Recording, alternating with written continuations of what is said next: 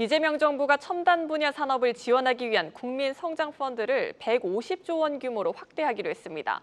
이재명 대통령은 이번 국민성장펀드가 대한민국의 미래를 만드는 초석이 될 것으로 자신한다고 밝혔습니다.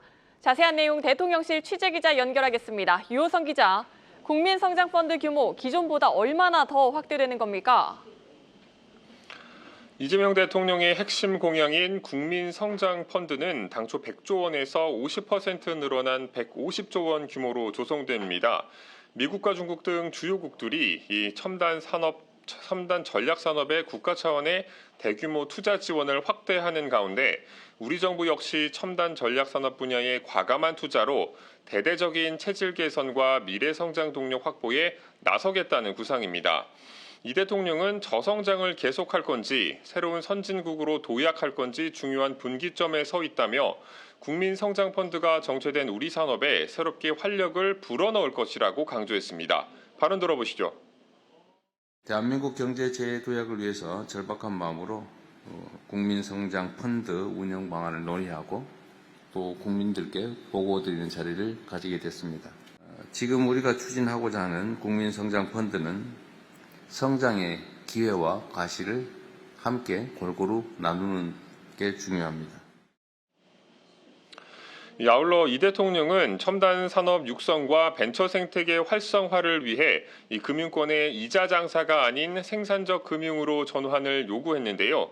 이에 미래에셋그룹 창업자 박현주 회장과 진옥동 신한금융그룹 회장은 대출에 기댄 쉬운 이자 장사에 대해 자성의 목소리를 냈습니다. 박 회장은 금융기관이 대출에 익숙해 돈을 벌었다며 이건 고쳐야 할 것 같다, 반성 많이 했다고 말했습니다. 진 회장은 기업형 벤처캐피탈 금산분리를 완화해달라며 은행권이 기업과 같이 투자가 가능해 이 파이가 굉장히 커질 수 있다고 강조했습니다.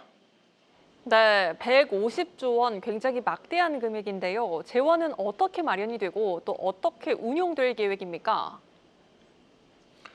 150조 원은 산업은행에 설치하는 첨단 전략산업기금 75조 원과 민간과 국민, 금융권 자금 75조 원으로 구성됩니다. 산업은행은 첨단 전략산업기금을 먼저 출연하고 기금채 이자 등도 책임져서 펀드의 안정적인 운영을 도모합니다. 정부는 펀드에서 먼저 손실을 부담하는 후순위 투자자로 참여합니다. 투자에 손실이 생기면 정부가 먼저 손해를 보는 구조라서 상대적으로 민간 투자자들의 위험이 적어 마중물 역할을 한다는 구상입니다. 이를 위해 정부는 내년도 예산에 1조 원을 반영해 후순위 재정을 추가 투입하기로 했습니다. 국민성장펀드는 향후 5년간 인공지능, 반도체, 바이오, 백신, 로봇 등 첨단 전략산업 기업을 지원합니다. 네, 유 기자, 또 내일은 이재명 대통령 취임 100일입니다. 이에 맞춰 기자회견도 예정돼 있는데요. 어떤 내용들이 중점적으로 다뤄질 예정입니까?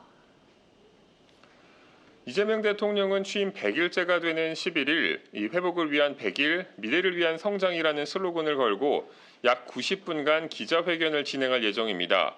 이번 회견은 취임 30일째였던 지난 7월 3일 첫 기자회견 이후 70일 만에 열리는 자리로 국내외에 다양한 현안이 쌓여 있는 만큼 주요 이슈에 대한 질문과 답변이 이어질 것으로 보입니다. 특히 미국 조지아주에서 구금됐던 한국인들의 귀국 소식과 관련해 한미 당국 간 협상 과정과 이 조건 그리고 또 앞으로 추진할 제도 개선 방향에 대한 대통령의 언급 여부가 주목됩니다. 교착 상태에 빠진 대미 관세 협상과 관련해 관세 인하 시기, 투자펀드 후속 조치 등 경제 현안에 대한 관심도 높아지고 있습니다. 또 주식 양도소득세 대주주 기준 등 민생과 직접 연결된 정책에 대해 대통령이 수기 결과를 국민 앞에 밝힐지 여부도 관심을 끌고 있습니다. 지금까지 대통령실에서 한국경제TV 유호성입니다.